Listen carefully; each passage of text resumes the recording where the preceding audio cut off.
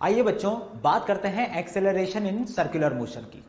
Acceleration की हम बात जब करते हैं, बेसिकली एक्सेलरेशन कब हमें ऑब्जर्व होता है, जब वेलोसिटी में चेंज हो रहा हो। ध्यान से समझे, suppose if a particle is moving in a circular path, यदि एक पार्टिकल सर्कुलर पाथ में चल रहा है और हमने कहा कि अभी किसी भी पॉइंट पर आर रेडियस इस सर्कुलर पाथ का हम ले लेते हैं, दिस इज रेडियस वेक्टर, ये हमने माना रेडियस वेक्टर है और ये वेलोसिटी वेक्टर है। आप बहुत ध्यान से देखें, अगर एक पार्टिकल सर्कुलर पाथ में चलेगा तो velocity is always changing, velocity हमेशा वेरिएबल है। क्यों? क्योंकि वेलोसिटी का डायरेक्शन हमेशा चेंज हो रहा होगा। किसी भी पॉइंट पे आप वेलोसिटी को बनाएंगे तो it was always tangential to the path and this direction is continuously changing. हर इंस्टेंट पे डायरेक्शन में चेंज आ रहा होगा। अब डायरेक्शन में तो चेंज है ही सही, ये तो कंपल्सरीली चेंज हो गया, नेसेसरी चेंज आया, और हो सकता है कि मैग्नीट्यूड में भी चेंज आ रहा हो, तो वेलोसिटी इज वेरिएबल। और अगर वेलोसिटी वेरिएबल है तो there must be rate of change of velocity, और वो रेट ऑफ चेंज ही हमारा क्या कहलाता है, एक्सेलरेशन। तो हम एक्सेलरेशन कैसे फाइंड कर सकते हैं? By using rate of change of velocity. देखें, अब हमने कहीं पढ़ा था कि velocity v is equal to, या स्पीड की अगर पहले बात करें, v is equal to are omega. ये हमने स्केलर फॉर्म पढ़ी थी, किसके लिए? v, r और ओमेगा में जो रिलेशन होता है उसका स्केलर फॉर्म है। इसी का वेक्टर फॉर्म भी हमने पढ़ा था कि v vector is equal to omega vector cross r vector.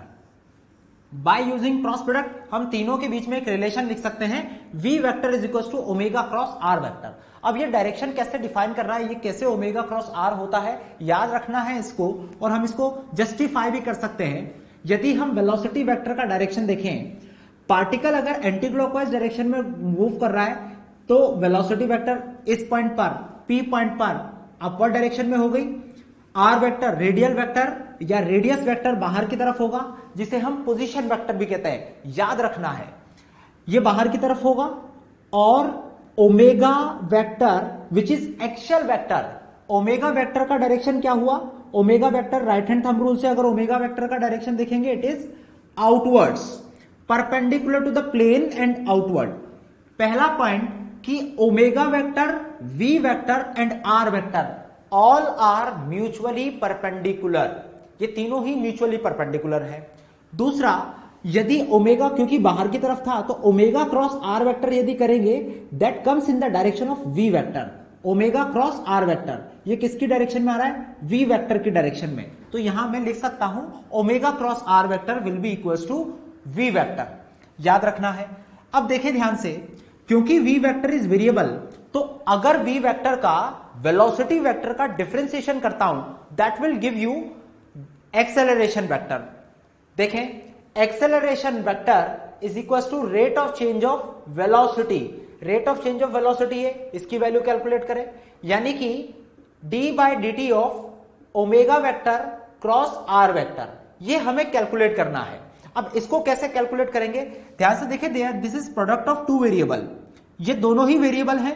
अच्छा, दोनों वेरिएबल क्यों है? क्योंकि जैसे जैसे स्पीड अगर बदल रही होगी तो ओमेगा में चेंज आ रहा होगा, और जैसे जैसे पार्टिकल आगे मूव करेगा तो आर वेक्टर भी अपनी डायरेक्शन को चेंज कर रहा होगा, पोजीशन वेक्टर भी अपनी डायरेक्शन को चेंज कर रहा होगा। इसका मतलब ओमेगा एंड आर दोनों ही क्या हो सकते हैं? वेरिएबल। आर तो 100% वेरिएबल है, ओमेगा भी वेरिएबल हो सकता है अगर स्पीड में चेंज आया तो। इसका मतलब दोनों वेरिएबल हैं। प्रोडक्ट रूल लगा के इसको सॉल्व करें तो ए वेक्टर इज इक्वल टू, पहले हमने देखा कि ओमेगा को कांस्टेंट मान लेते हैं cross D R by D T plus, अब आर को बाहर ले लेते हैं तो D omega vector by D T cross are vector, ये हमारे पास फॉर्मूला बना है।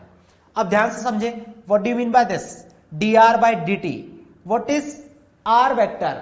Are vector is radius vector, पर हमने शुरुआत में से ही कहा था कि R vector is also the position vector of the particle, क्योंकि हम सेंटर के रेस्पेक्ट में बात करते हैं तो ये पोजीशन वेक्टर है। अगर ये पोजीशन वेक्टर है तो आप निकाल रहे हैं यहां पर dr by dt, that is rate of change of position, और rate of change of position क्या कहलाता है? It is velocity. तो ये हमारे पास बन गया omega vector cross v vector plus d omega by dt।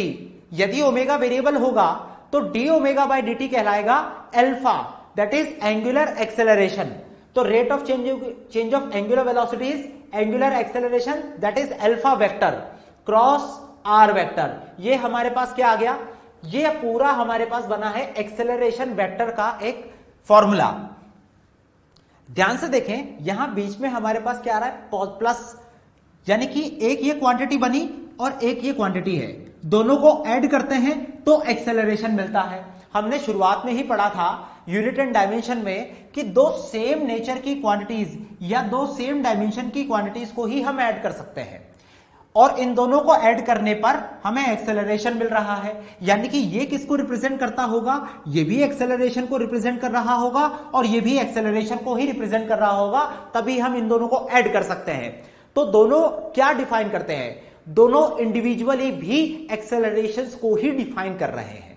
यानी कि this is one kind of acceleration and this is another kind of acceleration, but they are acceleration and by adding them we get total value of the acceleration. तो omega cross v कौन से acceleration को define करता है? ध्यान से समझेंगे, ध्यान से देखें।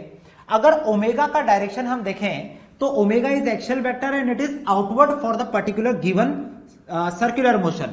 आउटवर्ड डायरेक्शन में ओमेगा है और v जो है वो टेंजेंशियल डायरेक्शन में है। तो ओमेगा क्रॉस v की डायरेक्शन हम निकाल सकते हैं। अगर ओमेगा, क्योंकि आउटवर्ड में था, ओमेगा की डायरेक्शन हमें मालूम है, ओमेगा क्रॉस v की डायरेक्शन देखें, it is radially inverse direction. अगर omega remember, I am repeating it, omega cross v की डायरेक्शन देखें तो it is radially inward direction. Radially inward या हम कहें टुवर्ड्स सेंटर है, इसलिए हम इस एक्सेलरेशन को कहते हैं centripetal acceleration. Remember, because this acceleration, this quantity is acting towards centre of the circle, that is why this acceleration, this quantity is called centripetal acceleration. Centripetal means towards centre. तो ये हमारे पास आया centripetal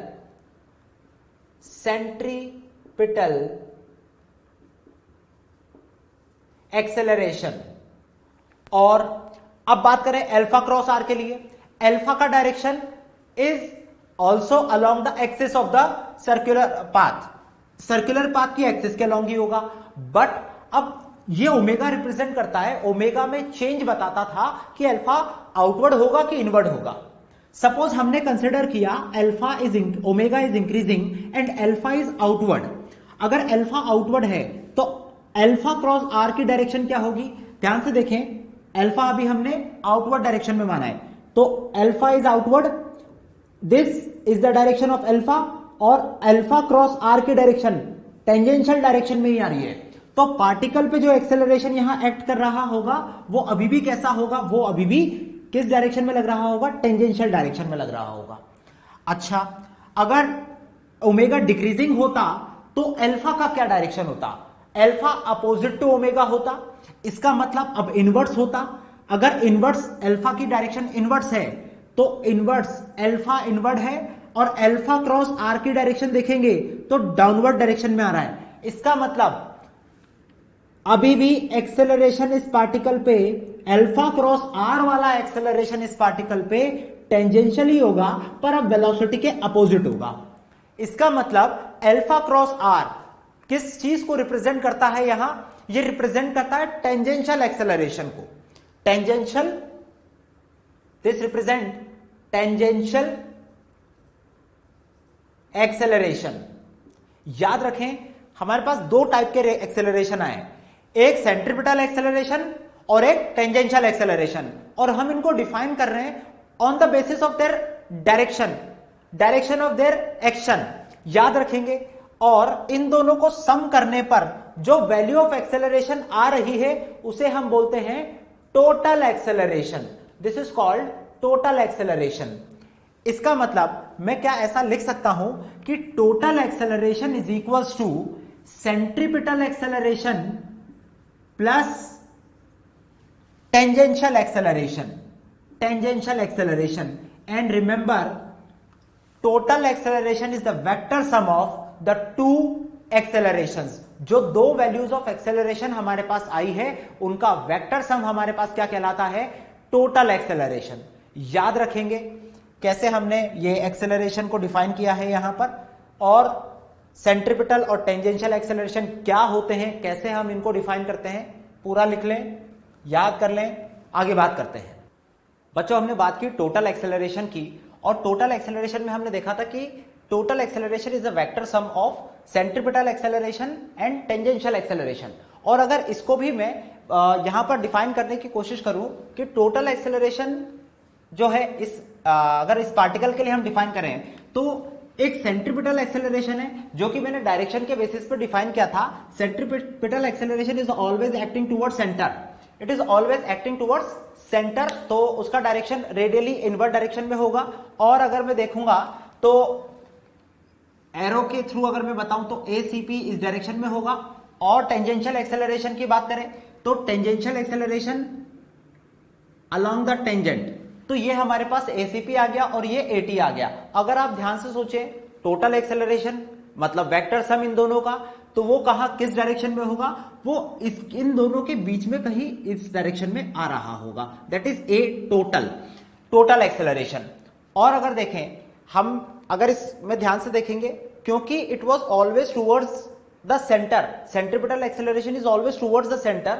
मैं अगर किसी और point पे बात करता टूवर्ड्स द सेंटर आता, इस पॉइंट पे बात करता टूवर्ड्स द सेंटर होता, तो ACP is always towards centre. तो मैं ऐसा बोल सकता हूं रेडियली इनवर्ट डायरेक्शन है, रेडियली इनवर्ट डायरेक्शन हो गई सेंट्रीपिटल एक्सेलरेशन की, और वेलोसिटी इज ऑलवेज टेंजेंशियल, तो दोनों हमेशा क्या होंगे? Perpendicular. Velocity and acceleration are always perpendicular, ये याद रखेंगे। परपेंडिकुलर है तो हम ये भी कह सकते हैं कि ये कभी भी ए सेंट्रीपिटल मतलब centripetal acceleration does not change the magnitude of velocity, velocity का मैग्नीट्यूड चेंज नहीं करेगा। साथ में ही वेलोसिटी की डायरेक्शन के चेंज के लिए रिस्पॉन्सिबल होगा कौन? Centripetal acceleration. इस बात को हम याद रखेंगे। नाउ सेंट्रीपिटल एक्सेलरेशन हमें बात की, हमें समझ में आ रहा है कुछ पॉइंट्स, जैसे कि it always act towards the centre of the circular path and is perpendicular to velocity at each point. अब हमने कहा था कि एक सर्कुलर पाथ है, तो पार्टिकल अगर सर्कुलर पाथ में चल रहा है तो उसके वेलोसिटी में चेंज 100% होगा। रीजन कि चाहे उसके मैग्नीट्यूड में चेंज हो या ना हो, उसके डायरेक्शन में चेंज होना तो 100% होगा, मतलब उसका डायरेक्शन में चेंज तो 100% हो रहा है। अगर डायरेक्शन में चेंज हो रहा है तो डायरेक्शन को चेंज करने के लिए रिस्पॉन्सिबल जो है वो भी 100% होगा, और वो कौन है? Centripetal acceleration. इसका मतलब मैं यहां लिख सकता हूं it is a necessary acceleration. Necessary क्यों है? क्योंकि डायरेक्शन का चेंज किसके लिए के लिए रेस्पॉन्सिबल कौन है? सेंट्रीपिटल एक्सेलरेशन, और वो यहां होगा ही सही। इस बात को हम याद रखेंगे। मैग्नीट्यूड के लिए हम बात करें अगर, तो सेंट्रीपिटल एक्सेलरेशन हमने देखा था omega cross v, omega cross v में दोनों की डायरेक्शन हमें पता है, ओमेगा की भी वी की भी, तो सेंट्रीपिटल की डायरेक्शन हमारे पास आ गई। और अगर मैग्नीट्यूड की हम बात करें तो omega into v sine 90, omega v sine 90, 90 इसलिए क्योंकि दोनों के बीच का एंगल ओमेगा और वी के बीच का जो एंगल होगा हमें पता है ओमेगा एक्सियल डायरेक्शन में होगा बाहर की तरफ, और वी का डायरेक्शन पता है, तो इन दोनों के बीच का एंगल 90 डिग्री। ओमेगा इंटू वी आ जाएगा सीधा सिंपली, क्योंकि साइन 91 है। ओमेगा की वैल्यू अगर मैं रख देता हूं यहां पर v बाय आर, तो अगर ओमेगा की वैल्यू v बाय आर रखेंगे तो it becomes v square by r, ये हमारे पास बन जाएगा v स्क्वायर बाय आर। और साथ में ही अगर मैं v की वैल्यू को अगर रख देता आर ओमेगा, तो ये बन जाता हमारे पास आर ओमेगा स्क्वायर। किसी भी फॉर्म का यूज कर सकते हैं अकॉर्डिंग टू द क्वेश्चन, जो भी हमारे पास अवेलेबल होगा क्वेश्चन में, पर ये सारी ही फॉर्म हमें याद होनी चाहिए, इंपॉर्टेंट है, आगे क्वेश्चंस में हमारे काम भी आएगी। और सेंट्रीपिटल एक्सेलरेशन के लिए एक इंपॉर्टेंट पॉइंट जो हमें याद रखना है, that it only changes the direction of velocity, velocity का केवल डायरेक्शन चेंज कर सकता है। तो इसका मतलब हम ये भी कह सकते हैं therefore centripetal acceleration is equals to magnitude of v multiplied by d v cap by D t, मतलब it only changes direction, so it is rate of change of v cap. v cap मतलब direction of velocity, unit vector of velocity. तो हम लिख सकते हैं a centripetal is equal to v multiplied by d v cap by D t. याद रखेंगे। अब बात करते हैं टेंजेंशियल एक्सेलरेशन के लिए, लिख लेंगे यहां तक। अब हम बात करें टेंजेंशियल एक्सेलरेशन की। जैसा हमने कहा था, टेंजेंशियल एक्सेलरेशन हमेशा अलोंग द टेंजेंट लगता है। कैसे देखा था हमने, एक बार और बात करें अगर, तो tangential acceleration vector is equals to alpha vector cross are vector. Alpha vector cross are vector से हमने इसकी डायरेक्शन को डिफाइन किया, जो कि हमेशा टेंजेंशियल डायरेक्शन में आ रहा था, इसलिए हमने इसको कहा tangential acceleration. It always acts along the tangent to the path and perpendicular to the radius. Radius के परपेंडिकुलर होगा और टेंजेंशियल टू द पाथ होगा, हमेशा हर कंडीशन में। अच्छा, इसमें हमने ये भी कहा कि क्योंकि टेंजेंशियल टू द पाथ है, tangential to the path velocity भी होता है, तो वेलोसिटी के डायरेक्शन में होगा या वेलोसिटी के अपोजिट डायरेक्शन में होगा। अगर वेलोसिटी के डायरेक्शन में हुआ तो वेलोसिटी के मैग्नीट्यूड को बढ़ाएगा, अगर वेलोसिटी के अपोजिट डायरेक्शन में हुआ तो वेलोसिटी के मैग्नीट्यूड को डिक्रीज करेगा। इसका मतलब tangential acceleration is responsible to change the magnitude of velocity or say to change the speed of the particle. यानी कि टेंजेंशियल एक्सेलरेशन का काम है स्पीड को चेंज करना। तो हम यहां लिख सकते हैं it only changes the magnitude of velocity that is speed or say also defined as the rate of change of speed. हम इसको rate of change of speed से भी डिफाइन करते हैं और यह हमारे लिए बहुत इंपॉर्टेंट है, हमें याद भी रखना है। A tangential is also equals to differentiation of speed with respect to time। याद रखें, स्पीड का मतलब हम ये भी कह सकते हैं कि magnitude of velocity at a point with respect to, इसका differentiation, it is differentiation of magnitude of velocity at any point with respect to time. याद रखेंगे, this is tangential acceleration. Magnitude की अगर बात करते तो यहां से अगर देखेंगे तो टेंजेंशियल एक्सेलरेशन का जो मैग्नीट्यूड है that is equal to r alpha, क्योंकि alpha and r both are always perpendicular, तो मैग्नीट्यूड इनका क्या आ जाता, आर अल्फा साइन 90। साइन 90 की वैल्यू 1 हो जाएगी, तो ये अपने पास बनेगा आर अल्फा। याद रखेंगे इस बात को भी। और अब बात करें अगर टोटल एक्सेलरेशन की, तो हम अभी देखे थे कि a total is equal to ACP plus AT, हम वेक्टर फॉर्म में ऐड कर लें। अब बहुत ध्यान से अगर देखें तो दे आर परपेंडिकुलर। अगर दोनों परपेंडिकुलर है तो मैग्नीट्यूड अगर मुझे टोटल एक्सेलरेशन का निकालना हो और डायरेक्शन फाइंड करनी हो, तो हम यहां पे अगर देखेंगे, अगर एसीपी टूवर्ड सेंटर है और टेंजेंशियल अलोंग द टेंजेंट है, तो इन दोनों का रिजल्टेंट इनके बीच में से कहीं मिलेगा। और क्योंकि दोनों का रिजल्टेंट यहां पर अगर मान लेते हैं इस डायरेक्शन में कहीं आया, तो टोटल एक्सेलरेशन की वैल्यू हम मैग्नीट्यूड कैसे निकाल सकते हैं, इट इज इक्वल टू, क्योंकि वेक्टर सम है, मैग्नीट्यूड निकालना हम जानते हैं, it is equal to ACP square plus AT square का whole root, under root of a square plus b square वाले फॉर्मूले से हम यहां बात कर सकते हैं। सिमिलरली डायरेक्शन की अगर बात करें तो tan theta is equal to 80 by ACP. कैसे देखा, और ये थीटा क्या है, this theta is the angle with radius vector, theta is the angle with radius vector. तो हम अगर इसका tan थीटा निकालें तो a tangential divided by ACP, this will be equal to the value of tan theta. यहां से हम theta की वैल्यू फाइंड कर सकते हैं, that defines the direction of total acceleration. याद रखें, लिख लेंगे इसे भी और आगे बात करते हैं। एक क्वेश्चन से बात करते हैं बच्चों। देखें क्वेश्चन क्या कह रहा है, a particle is moving in a circular path of radius a metres if its speed varies with time as v is equal to bt metre per second, find its tangential acceleration, centripetal acceleration and total acceleration. हमें acceleration values find करनी है। ध्यान से देखें, radius मुझे given है r is equal to a metre और velocity या स्पीड मुझे दी हुई है, speed is equal to BT. Radius a दिया हुआ है, वी बीटी दिया हुआ है, ये स्पीड है। रिमेंबर, अगर स्पीड मुझे गिवन है तो अभी हमने देखा था tangential acceleration is equal to d v by D t. Speed का, या मैं इसको v की जगह भी लिखता हूं, स्पीड का डिफरेंशिएशन, तो सीधा मैं इसका डिफरेंशिएशन कर लेता हूं, यानी कि डिफरेंशिएशन ऑफ बीटी। बीटी का डिफरेंशिएशन, b तो कांस्टेंट है, बाहर आ जाएगा, तो AT is equal to d b d t by D t. T का डिफरेंशिएशन सीधा आ गया मेरे पास, AT की वैल्यू आ गई b metre per second square.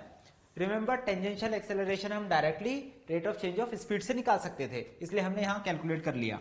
अब बात करते हैं सेंट्रीपिटल एक्सेलरेशन की, एसीपी। एसीपी की वैल्यू अभी हमने देखी थी v square by r. V square by r, इसका मतलब हमारे पास क्या आ जाएगा, सेंट्रीपिटल एक्सेलरेशन। v की वैल्यू मुझे बीटी दी हुई है तो रख देते हैं b square t square by a. ये हमारे पास क्या आ गया यहां पर, सेंट्रीपिटल एक्सेलरेशन। अच्छा, सेंट्रीपिटल एक्सेलरेशन की वैल्यू भी मुझे t इज टू 1 पे निकालनी है, तो ध्यान से देखें अगर, तो टोटल एक्सेलरेशन टेंजेंशियल एक्सेलरेशन तो कांस्टेंट आ रहा है, बट एसीपी की वैल्यू कंटिन्यूअसली चेंज होती जाएगी क्योंकि स्पीड चेंज हो रही थी, v चेंज हो रहा था। तो ACP at t is to 1, ACP की value b square by a 1 का स्क्वायर, तो ये आ जाएगा बी स्क्वायर बाय ए। ये कितना आ गया आपके पास, एसीपी। रिमेंबर एसीपी हम कैसे निकाल सकते हैं। एक और point, total acceleration. Total acceleration ACP और एटी के स्क्वायर से हम निकाल सकते थे, हमने देखा था। तो एटी का मैग्नीट्यूड होगा under root of AT square plus ACP square. इसको कैलकुलेट करें अगर, तो ये आ जाएगा मेरे पास b square plus b square by a का होल स्क्वायर। इसको हम सॉल्व कर लेते हैं, तो एटी मेरे पास आएगा under root of b square plus b की power 4 by a square. B square को भी अगर कॉमन ले लें तो ये आ जाएगा b under root of 1 plus b square upon a square. बिल्कुल सिंपल सा मेथड है, कैसे हमें सॉल्व करना होता है, सारी वैल्यूज को कैसे कैलकुलेट करना है याद रखें, लिख लेंगे। आइए बच्चों बात करते हैं एक और क्वेश्चन की। क्वेश्चन क्या है, a particle is moving in a circular orbit with constant tangential acceleration. Remember tangential acceleration is constant. After 2 seconds from the beginning of the motion, angle between total acceleration vector and radius is 45 degree. What is the angular acceleration of the particle. हमें find करना है angular acceleration. तो alpha is unknown, हमें find करना है, और ये कहा गया है कि एटी क्या है, एटी कांस्टेंट है। सबसे पहले तो हम ये बात करें कि जब पार्टिकल सर्कुलर पाथ में घूम रहा होगा और टेंजेंशियल एक्सेलरेशन होगा तो वेलोसिटी आने लगेगी, स्पीड आने लगेगी।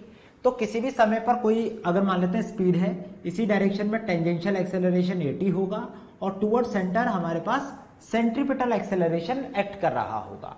तो एक सेंट्रीपिटल एक्सेलरेशन, एक टेंजेंशियल, और इन दोनों का रिजल्टेंट ए टोटल इस डायरेक्शन में कहीं एक्ट कर रहा होगा। ये हमें दिया है कि at t is equal to 2 second, 2 second के बाद, तो t is equal to 2 second पर टोटल एक्सेलरेशन वेक्टर और रेडियस के बीच का एंगल है 45। तो ये एंगल हमें गिवन है 45 डिग्री। अच्छा, अगर ये 45 डिग्री है तो आप बहुत ध्यान से देखें, अगर मैं एक्सेलरेशन वेक्टर वाला ट्राइंगल बनाऊं, एसीपी, ए टोटल और ए टी, ए टेंजेंशियल, ये एंगल 45 डिग्री दिया है। तो इसका मतलब ये भी हुआ कि 1045 is equal to 80 divided by ACP. ये हम लिख सकते हैं। 1045 की वैल्यू है 1, तो यानी कि 80 divided by ACP is equal to 1। तो 80 किसके बराबर हुआ, एसीपी के बराबर। एटी की वैल्यू को लिख सकता हूं आर अल्फा और एसीपी को लिख सकता हूं r omega square. R alpha is equal to are omega square होना चाहिए, यानी कि alpha is equal to omega square होना चाहिए। यह हमने लिख लिया, ये कंडीशन हमारे पास आ गई। अब बात करते हैं, हमारे पास यहां पर क्योंकि ये t is equal to 2 second में ये कंडीशन आई है, तो इनिशियली जब पार्टिकल स्टार्ट किया होगा तो ओमेगा नॉट इक्वल टू 0 है। कुछ समय के बाद जब ओमेगा आने लगेगा, तो क्योंकि कांस्टेंट टेंजेंशियल एक्सेलरेशन है, तो इसके अकॉर्डिंग हम कह सकते हैं कि अल्फा भी क्या होगा, कांस्टेंट होगा। अल्फा कांस्टेंट है तो मैं इक्वेशन ऑफ मोशन यूज कर सकता हूं in angular form. Angular form में इक्वेशन ऑफ मोशन का यूज करें तो omega is equal to omega not plus alpha t, ये हमारे पास कंडीशन आ जाएगी। अब ये जो कंडीशन है इसका यूटिलाइजेशन करते हैं। Omega is equal to omega not plus alpha t, omega nought की value 0, omega t is equal to 2 second पे हमें लिखना है। अल्फा की वैल्यू क्या है, अल्फा की वैल्यू आ गई ओमेगा स्क्वायर के बराबर, या हम ऐसा भी बोल सकते हैं कि omega is equal to root alpha. अभी हम यहां पर अल्फा की वैल्यू रखें ओमेगा स्क्वायर के बराबर और इट इज 2। तो यहां देखें अगर तो omega is equal to omega square, तो omega is equal to 2 omega square, एक ओमेगा से ये ओमेगा कैंसिल, तो ओमेगा की वैल्यू हमारे पास आ रही है 1/2। ओमेगा इज इक्वल टू 1/2, तो अल्फा की वैल्यू क्या आ जाएगी, ध्यान से देखें, alpha is equal to omega square, omega square है तो ये आ गया हमारे पास 1/2 का square, that is 1/4 radian per second square. Simple question है, बट कैसे हमने सॉल्व किया है ये आना चाहिए, लिख लेंगे, आगे बात करते हैं।